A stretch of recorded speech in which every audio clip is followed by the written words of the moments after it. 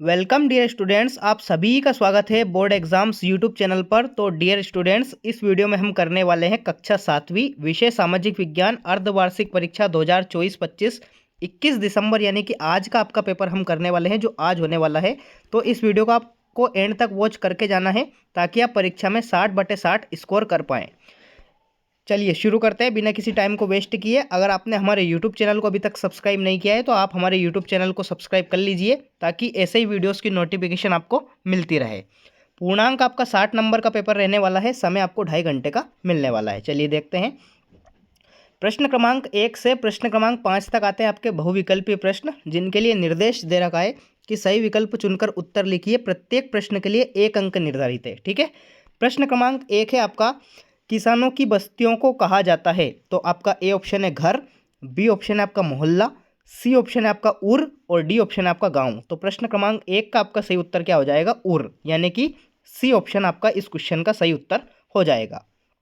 Next अगला प्रश्न है आपका प्रश्न क्रमांक 2, निम्न में से एक मंगोल शासक था। ए ऑप्शन है आपका पुलकेशिन द्वितीय, बी ऑप्शन है आपका चंगेज खान, सी ऑप्शन है आपका अनंगपाल और डी ऑप्शन है आपका पृथ्वीराज चौहान। तो प्रश्न क्रमांक 2 का आपका सही उत्तर क्या हो जाएगा? चंगेज खान, ये मंगोलीय शासक था। बी ऑप्शन आपका इस क्वेश्चन का सही उत्तर हो जाएगा। अगला प्रश्न आता है आपका प्रश्न क्रमांक 3, पृथ्वी की सबसे भीतरी परत कौन सी है, ये आपको बताना है। तो आपका ए ऑप्शन है भूपरपटी, बी ऑप्शन है आपका क्रोड, सी ऑप्शन है आपका मेंटल और डी ऑप्शन है आपका शेल। तो प्रश्न क्रमांक 3 का आपका सही उत्तर क्या हो जाएगा? क्रोड, यानी कि बी ऑप्शन आपका इस क्वेश्चन का सही उत्तर होने वाला है। नेक्स्ट अगला प्रश्न है आपका प्रश्न क्रमांक 4, हमारे लोकतंत्र की प्रमुख विशेषता क्या है।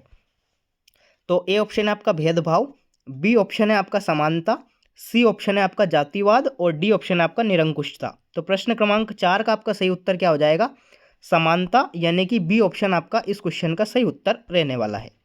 नेक्स्ट अगला आता है आपका प्रश्न क्रमांक 5वां, विधानसभा के सदस्य कहलाते हैं। तो आपका ए ऑप्शन है अध्यक्ष, बी ऑप्शन है आपका महापौर, सी ऑप्शन है आपका सांसद और डी ऑप्शन है आपका विधायक। तो प्रश्न क्रमांक 5 का आपका उत्तर क्या हो जाएगा? विधानसभा के सदस्य क्या कहलाते हैं? विधायक कहलाते हैं, यानी कि डी ऑप्शन आपका इस क्वेश्चन का सही उत्तर हो जाएगा। तो इस प्रकार से आपके प्रश्न क्रमांक 1 से प्रश्न क्रमांक 5 तक जो बहुविकल्पीय प्रश्न है वो यहाँ पे कंप्लीट हो जाते हैं।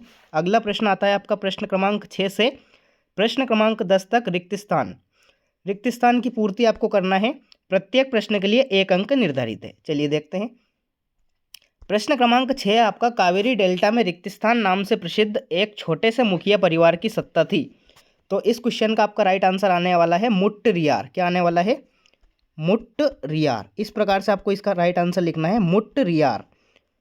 ठीक है। प्रश्न क्रमांक 6 में आपको राइट आंसर लिखना है मुट्टरियार। अगला आता है आपका प्रश्न क्रमांक 7वां, आग्नेय शेल को रिक्त स्थान शेल भी कहा जाता है। तो आग्नेय शेल को प्राथमिक शेल भी कहा जाता है। कैसी शेल? प्राथमिक शेल। ठीक है, प्राथमिक आपको इस क्वेश्चन का सही उत्तर लिखना है। नेक्स्ट आता है आपका रिक्त स्थान 8वां, रिक्त स्थान राज्य का संवैधानिक प्रमुख होता है। तो जो आपका राज्यपाल होता है वही राज्य का संवैधानिक प्रमुख होता है। ठीक है, राज्यपाल, इसमें आपको सही उत्तर लिखना है। अगला है आपका प्रश्न क्रमांक 9वां, लड़के लड़कियां में लिंग भेद के चलते लड़कों को खेलने के लिए रिक्त स्थान है तथा लड़कियों को रिक्त स्थान दी जाती है। तो आपको लड़कों को खेलने के लिए खुला मैदान आएगा इसमें राइट आंसर। ठीक है, खुला मैदान दिया जाता है, खुला मैदान। और लड़कियों को क्या दिया जाता है? घर के काम। ठीक है, इसमें आपको इस प्रकार से राइट आंसर लिखना है। ठीक है, घर के काम।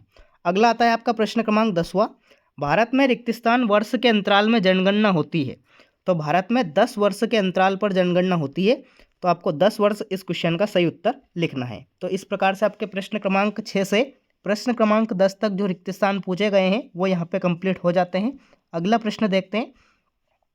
अगला प्रश्न आता है आपका अति लघुत्तरीय प्रश्न, प्रश्न क्रमांक 11 से प्रश्न क्रमांक 16 तक, जिनके लिए आपका निर्देश आता है कि नीचे दिए गए प्रश्नों के उत्तर एक शब्द या एक वाक्य में लिखिए। प्रत्येक प्रश्न के लिए आपको 2 अंक निर्धारित है। प्रश्न क्रमांक 11वां आता है आपका, चोल वंश द्वारा सत्ता किस प्रकार प्राप्त की गई थी, ये आपको बताना है। अगला है आपका प्रश्न क्रमांक 12वां, कुतुब मीनार की दीवारों पर उत्कीर्ण अभिलेख किस भाषा में है। अगला है आपका प्रश्न क्रमांक 13वां, वर्तमान राज्यों के आधार पर गौड़ जनजाति के लोग किन राज्यों में निवासरत हैं। प्रश्न क्रमांक 14वां है आपका, ठंडी व गर्म महासागरीय जल धाराओं के नाम लिखिए। यह आपका प्रश्न क्रमांक 14वां रहने वाला है। अगला आता है आपका प्रश्न क्रमांक 15, रोजा पार्क्स कौन थी। और प्रश्न क्रमांक 16 आता है आपका सुल्ताना का स्वप्न कहानी किसके द्वारा लिखी गई है। ठीक है, तो ये आपका प्रश्न क्रमांक 16 रहने वाला है। तो इस प्रकार से आपके अति लघु उत्तरीय प्रश्न आपसे पूछे जाएंगे। इनके आंसर है जो अभी मैं आपको बताने वाला हूँ एक साथ, तो आपको वीडियो को एंड तक वॉच करते रहना है। लघु उत्तरीय प्रश्न आपसे पूछे जाएंगे प्रश्न क्रमांक 17 से प्रश्न क्रमांक 22 तक। तो इनका आप निर्देश देख सकते हैं कि नीचे दिए गए प्रश्न के उत्तर 30 से 40 शब्दों में लिखिए। प्रत्येक प्रश्न के लिए 3 अंक आपको निर्धारित है। चलिए देखते हैं।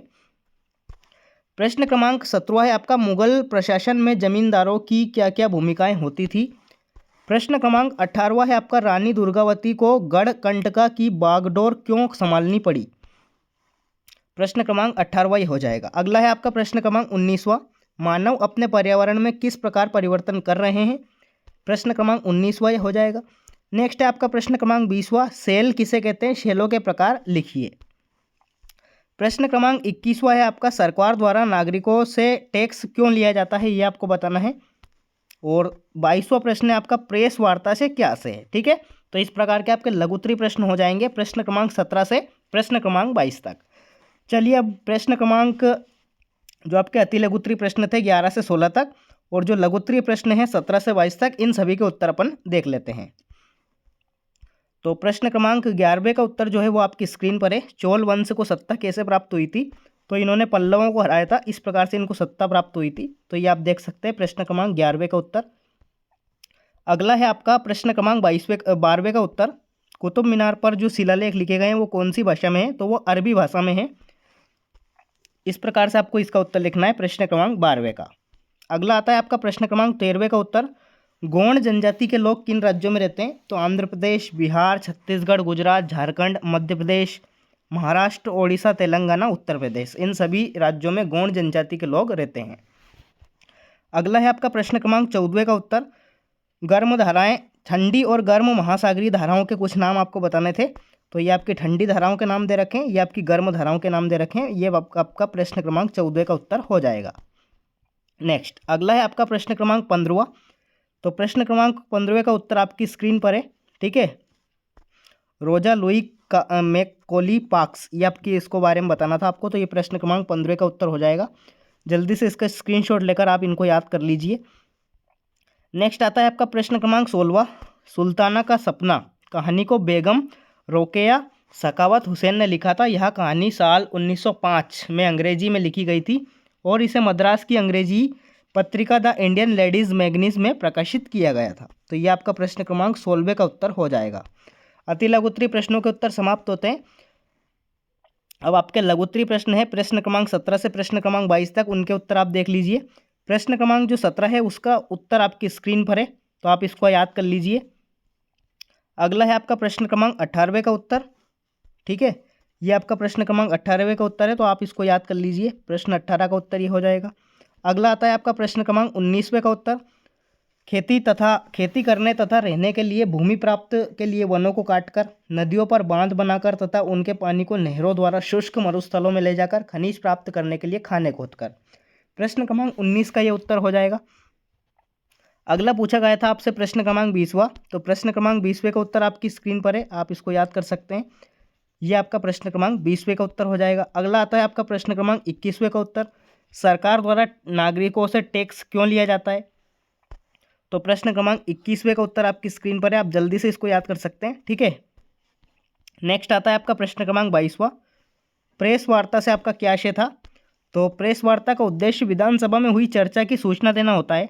प्रेस वार्ता में सरकार मीडिया के माध्यम से जनता के हित के लिए लिए गए कदमों की जानकारी जनता को देती है।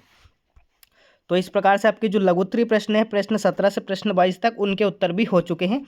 अगला प्रश्न आता है आपका दीर्घ उत्तरीय प्रश्न, प्रश्न क्रमांक 23 से प्रश्न क्रमांक 26 तक। इनके लिए आपका निर्देश दे रखा है कि नीचे दिए गए प्रश्नों के उत्तर 70 से 80 शब्दों में लिखिए। प्रत्येक प्रश्न के लिए 5 अंक निर्धारित हैं। ठीक है, चलिए देखते हैं। प्रश्न 23वां है आपका मध्यकाल के इतिहास को जानने हेतु स्रोतों के बारे में लिखिए। प्रश्न 24वां है आपका भूकंप से बचाव की तैयारी के संबंध में लेख लिखिए। नेक्स्ट आता है आपका प्रश्न 25वां, पवन किसे कहते हैं, पवनों को मुख्यतः कितने प्रकार में विभाजित किया गया है, उनका वर्णन कीजिए। और प्रश्न 26वां है आपका घरेलू काम करने वाली महिला मेलानी ने अपने अनुभव में किन बातों को बताया है। तो इस प्रकार से आपके दीर्घ उत्तरीय प्रश्न हो जाते हैं। चलिए इनके उत्तर भी अपन देख लेते हैं। प्रश्न क्रमांक 23वें का जो उत्तर है वो आपकी स्क्रीन पर है, आप इसको याद कर लीजिए, जल्दी जल्दी इनको स्क्रीनशॉट लेते जाइए। ठीक है, प्रश्न क्रमांक 23वें का उत्तर ये होने वाला है। अगला है आपका प्रश्न क्रमांक 24वें का उत्तर, तो इसको आपको याद करना है अच्छी तरह से। प्रश्न क्रमांक 24 का उत्तर ये हो जाएगा। नेक्स्ट आता है आपका प्रश्न क्रमांक 25वें का उत्तर, तो इसका आप स्क्रीनशॉट लेकर इसको अच्छी तरह से याद कर लीजिए। प्रश्न क्रमांक 25 का उत्तर ये हो जाएगा। और 26वां जो अंतिम प्रश्न था, महिलाएं घरेलू काम करना बंद कर देती हैं तो इससे कई प्रभाव हो सकते हैं, कुछ महत्वपूर्ण प्रभाव निम्न हो सकते हैं।